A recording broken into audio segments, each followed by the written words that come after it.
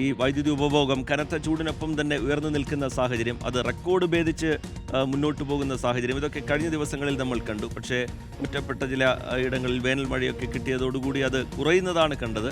ഇനിയും ഈ ചൂട് ഇങ്ങനെ തന്നെ തുടരുകയാണെങ്കിൽ വൈദ്യുതി ഉപഭോഗം കൂടുതൽ വർദ്ധിക്കുന്ന നിലയാണ് ഉണ്ടാവുന്നതെങ്കിൽ എന്താണ് സംഭവിക്കാൻ പോകുന്നത്? T V Prasad.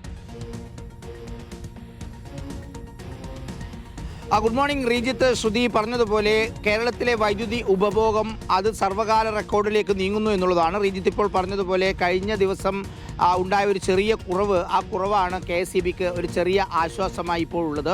എല്ലാ റെക്കോർഡുകളും ഭേദിച്ച് ചൂട് കൂടുന്നതിനനുസരിച്ച് വൈദ്യുതി ഉപഭോഗം കൂടുന്നതോടുകൂടി കടുത്ത വൈദ്യുതി പ്രതിസന്ധിയിലേക്ക് സംസ്ഥാനം പോകുന്നു എന്നതാണ്. ഇതിനെ മറികടക്കാനുള്ള ഏറ്റവും പ്രധാനപ്പെട്ട നീക്കങ്ങൾ നാളത്തെ യോഗത്തിൽ ചർച്ച ചെയ്യാനാണ് ആലോചന. വൈദ്യുതി റെഗുലേറ്ററി കമ്മീഷണറുടെ അനുമതിയോടുകൂടി മാത്രമേ എല്ലാ കാര്യങ്ങൾക്കും KSEB ചെയ്യാനും കഴിയൂ.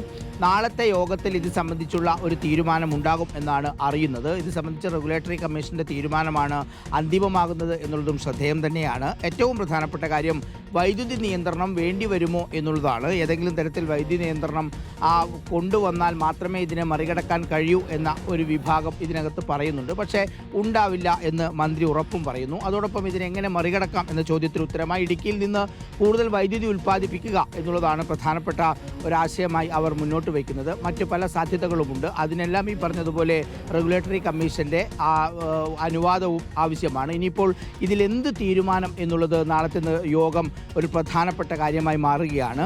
രാത്രികാലങ്ങളിലുള്ള അമിത ഉപഭോഗം അത് വലിയ തിരിച്ചടി KSEBക്ക് ഉണ്ടാക്കുന്നു എന്നുള്ളതാണ്.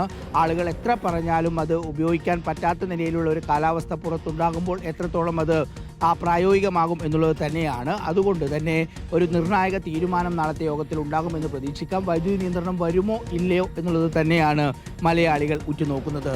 റീജിത്ത്, ശ്രുതി.